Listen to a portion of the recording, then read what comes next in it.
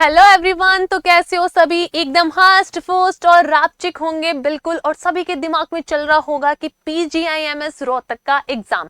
तो बिल्कुल आज हम वही डिस्कस करने वाले हैं इस वीडियो के अंदर कि पीजीआईएमएस के अंदर रोहतक की जो बायोलॉजी के जो है सिलेबस डिस्कस करेंगे।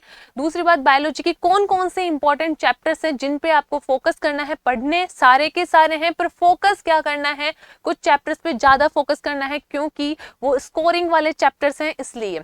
दूसरी बात आज हम डिस्कस करेंगे कि बायोलॉजी को कैसे कंप्लीट करनी है, कैसे आपको उसका एग्जाम से पहले 1 या 2 बार आपको रिवीजन करना है, वो कैसे करना है, वो आज की इस वीडियो के अंदर हम डिस्कस करने वाले हैं। तो हम देखेंगे आपकी फिजिक्स, केमिस्ट्री एंड बायो तीनों का क्या है, 60-60-60 आपका रहने वाला है। पर ये बायोलॉजी के जो 60 हैं, है ना, ये कैसे आएंगे आपके, उस पर ध्यान देना है। ठीक है, तो इसके अंदर आपकी जो है बायोलॉजी, अगर मैं बात करूं, आपकी 11th और 12th दोनों रहने वाली है। 11th भी आपकी आएगी, 12th भी आपकी आएगी। तो हम सबसे पहले देखते हैं बायोलॉजी का सिलेबस।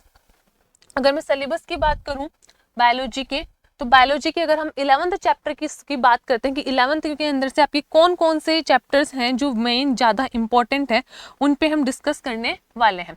तो फर्स्ट है आपका यूनिट है डाइवर्सिटी ऑफ लिविंग ऑर्गेनिज्म। इसके अंदर है आपका living world, biological classification, plant kingdom आएगा आपका, एनिमल किंगडम आएगा आपका। इसके अंदर आपको किस पे ज्यादा फोकस करना है, प्लांट किंगडम पे ज्यादा फोकस करना है आपको, और किस पे करना है, बायोलॉजिकल क्लासिफिकेशन पे। ठीक है, नेक्स्ट है आपका structural organisation and animal. Second unit आपकी ये है, इसके अंदर है आपका morphology of flowering plant, anatomy of flowering plant, structural organisation in animals. तो ये आपके रहने वाले हैं सेकेंड यूनिट में से। थर्ड यूनिट है आपकी structure and function, cell structure and function से आपके रहने वाला है। ठीक है, तो इसके अंदर से आपके जनरल सेल वगैरह जो आपको कंप्लीट करना है। ठीक है, नेक्स्ट अगर हम देखें आगे आगे की हम बात करें, तो आगे आपका जो है इसके अंदर से cell the unit of life, इसके अलावा आपको स्टार मार्क लगा लो बायो मॉलिक्यूल्स पे। बायो मॉलिक्यूल्स पे आपको क्या करना है, ज्यादा फोकस करना है इसमें। ठीक है, आएगा, ये भी पढ़ना है आपको, ये भी है, यूनिट ऑफ लाइफ भी पढ़नी है, सेल यूनिट ऑफ लाइफ भी पढ़ना है, पर फोकस किस पे करना है ज्यादा आपको, बायोमोलिक्यूल्स पे, और एक इस वाले टॉपिक है सेल डिवीजन पर। ठीक है, नेक्स्ट है आपका प्लांट फिजियोलॉजी वाली यूनिट, इस पे तो आप 7 स्टार लगा लो। हाँ बिल्कुल, इस पे आपको ज्यादा फोकस करना है, प्लांट फिजियोलॉजी पे। Photosynthesis in the higher plants, respiration in plants. ठीक है, नेक्स्ट आपके आगे वाले चैप्टर्स अगर मैं आपको बताऊं, आगे वाले अगर हम टॉपिक डिस्कस करें, तो आपका है ग्रोथ एंड डेवलपमेंट। ये सारे के सारे किसमें आ गए, आपके प्लांट फिजियोलॉजी के अंदर आ गए, जो आपका एक इंपॉर्टेंट चैप्टर है। दूसरा आपकी 5th यूनिट है ह्यूमन फिजियोलॉजी, इस पे भी आपको क्या लगा लो, 5 स्टार लगा लो, क्योंकि इससे भी आपके क्वेश्चंस ज्यादा आते हैं। ये भी एक स्कोरिंग यूनिट है। Breathing and exchange of gases, body fluids and circulation, excretory product and the elimination, locomotion and movement, neural control and coordination आपका आएगा, केमिकल कोऑर्डिनेशन एंड इंटीग्रेशन। ये सब आपको क्या करना है, पढ़ना है। इस पर आपको क्या करना है, ज्यादा फोकस करना है। पढ़ने तो सारे के सारे ही पढ़ेंगे, पर फोकस आपको इस पे करना है। ठीक है, अगर हमारा ये तो था 11th का पोर्शन। अब आगे हम देखते हैं 12th का। 11th के अंदर आपके ज्यादा जो थे, एक तो बायोमोलिक्यूल्स, प्लांट, और एक ह्यूमन फिजियोलॉजी पे फोकस करना है ज्यादा, स्कोरिंग यूनिट से ही आपकी। नेक्स्ट अगर हम 12th की बात करते हैं, तो 12th के अंदर है आपका sexual reproduction in flowering plant, human reproduction.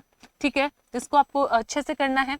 Reproductive health से भी आपके क्वेश्चंस आते हैं, जेनेटिक इवोल्यूशंस है, तो इसको भी आपको पढ़ना है। और इसके अंदर principle of inheritance and variation पर स्टार मार्क लगा लो, मॉलिक्यूलर बेसिस ऑफ इनहेरिटेंस पे भी क्या कर लो, स्टार लगा लो, और इवोल्यूशन पे भी क्या कर लो, स्टार लगा लो। ये सारे के सारे क्या हैं, 5 स्टार है। ठीक है, तो इन पे आपको क्या करना है, ज्यादा फोकस करना है इन चैप्टर्स पे, क्योंकि ये क्या है, स्कोरिंग वाले चैप्टर्स हैं।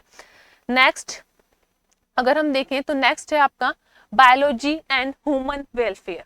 ठीक है, तो ये भी आपको पढ़ना है। इसके अंदर ह्यूमन हेल्थ एंड डिजीज वाला जो पोर्शन है ना, टॉपिक आपको पढ़ना है। माइक्रोब्स इन ह्यूमन वेलफेयर आपको पढ़ना है। नेक्स्ट है बायोटेक्नोलॉजी एंड इट्स एप्लीकेशन, तो इस पे भी आपको क्या करना है, फोकस करना है। नेक्स्ट है इकोलॉजी एंड एनवायरनमेंट, ठीक है। वैसे अगर हम कंपेयर करें तो आपके 12th वाले चैप्टर पे आपको ज्यादा फोकस करना है, 11th भी आपको करनी है पर 12th पे आपको ज्यादा फोकस करना है। नेक्स्ट अगर हम देखें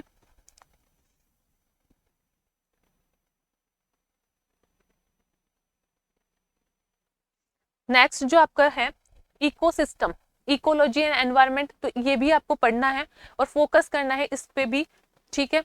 तो ये तो हो गया आपके बायोलॉजी के चैप्टर्स, ठीक है ना। बायोलॉजी के चैप्टर्स कंप्लीट हो गए 11th एंड 12th दोनों के, ठीक है। नेक्स्ट अगर हम आगे बात करें कि आपको कैसे क्या पढ़ना है, कैसे क्या करना है, अभी भी जैसे मैंने आपको बताया कि आपकी 11th और 12th दोनों आएगी, पर आपके ज्यादा इंपॉर्टेंट कौन सी है, 12th ज्यादा इंपॉर्टेंट है।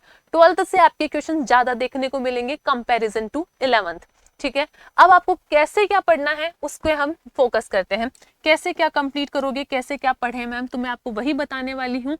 तो देखो अगर आप आज से ही स्टार्ट करते हो तो देखो आपको पहले क्या करनी है, बायोलॉजी आपको कंप्लीट करनी है। कौन सी बायोलॉजी की हम बात करें तो क्लास 11th की, क्लास 11th की बायोलॉजी आपको पहले कंप्लीट करनी है, क्योंकि 12th तो आप करके आए हो, अभी आपने 12th अभी रिसेंट में ही पढ़ी है, ठीक है। 12th तो आपको आती है, तो आपको क्या करना है, 11th को पढ़े हुए आपको ज्यादा टाइम हो गया, तो आपको क्या करना है, 11th पहले कंप्लीट करनी है। क्लास 11th की बायोलॉजी आप कंप्लीट करोगे, इसके अंदर आपको क्या करना है, चैप्टर वाइज कंप्लीट करनी है।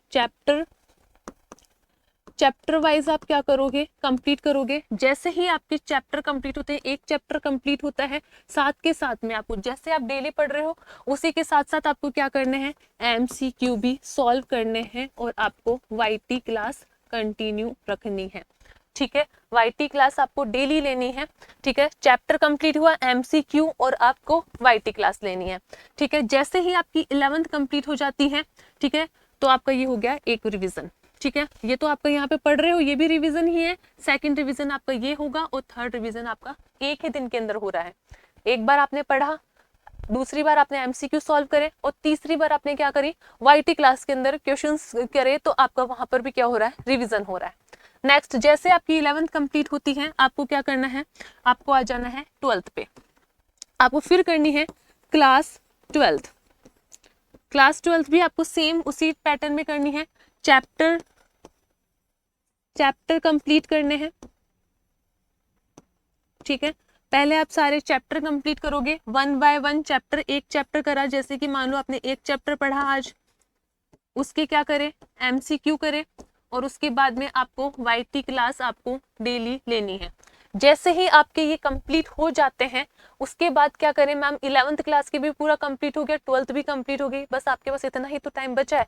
उसके बाद भी आपके पास में थोड़ा 10-5 दिन बचते हैं, क्योंकि ज्यादा टाइम वेस्ट आपको नहीं करना है। आगे कैसे करना है, आपको फिर क्या करने हैं, PYQ सॉल्व करने हैं, जो आपका हो जाएगा रिविजन 3rd। ये आपका मान लो रिविजन 3rd हो रहा है। 3rd रिविजन कैसे हो रहा है, क्योंकि 11th और 12th आपने दोनों पहले से पढ़ ली है ना। आप उसके चैप्टर वापस पढ़ रहे हो, वो आपका सेकंड रिवीजन है। एमसीक्यू सॉल्व कर रहे हो, है ना, ठीक है। तो एमसीक्यू सॉल्व कर रहे हो, उसके बाद में आते हैं, ये सब कंप्लीट होने के बाद आता है 3rd रिवीजन। 3rd रिवीजन पे आपको क्या करना है वो मैं आपको बताती हूँ। यहाँ पे आपको क्या करना है, PYQ करने हैं, PYQ करने हैं, ठीक है ना। उसके बाद में आपको क्या देना है, टेस्ट दोगे आप, है ना। PYQ सॉल्व करो या टेस्ट दे रहे हो तो आपको करना है। और जितने भी क्वेश्चंस आपके, जैसे मान लो कि आज आपने क्या करे, उसी पैटर्न के अंदर करने हैं आपको, उसी पैटर्न के अंदर करना है। आपने जितने क्वेश्चंस करे उनमें से कितने रॉन्ग हो रहे हैं, वो क्यों रॉन्ग हो रहे हैं, उस पर आपको फोकस करना है कि रॉन्ग हुए तो वो क्यों हुए, ठीक है ना। उसी को किस वजह से हुए, वो शायद आपका टॉपिक सही से नहीं था, कौन से टॉपिक के गलत हुए, वो टॉपिक आपको वापस से क्या करने हैं, पढ़ना है। वो टॉपिक आपको फिर से क्या करना है, रिवाइज करना है, पढ़ना है। उस डाउट को आपको उसी टाइम पे क्या करना है, क्लियर करना है। जो रॉन्ग क्वेश्चन पे आपको फोकस करना है कि क्यों गलत हुआ, ठीक है। ये करोगे और साथ के साथ आपको क्या करनी है, डेली वाईटी क्लास आपको कंटिन्यू रखनी है, ठीक है। तो इस तरीके से आपको क्या करना है, पढ़ना है, ठीक है। तो इस तरीके से अगर आप पढ़ोगे तो बिल्कुल आपका PGIMS रोहतक का एग्जाम बिल्कुल उड़ जाएगा। हाँ बिल्कुल उड़ा दोगे, उसके अंदर तुम गर्दे उड़ा दोगे। तो इस स्ट्रेटेजी से आपको पढ़ना है और आगे आपको और भी जानकारी और भी ऐसे वीडियोस चाहिए तो उसके लिए आपको क्या करना है, कंसेप्ट RNA के इस यूट्यूब चैनल से आपको जुड़े रहना है और ऐसे इंफॉर्मेटिव कैप्सूल के लिए जुड़े रहो हमारे साथ में। धन्यवाद।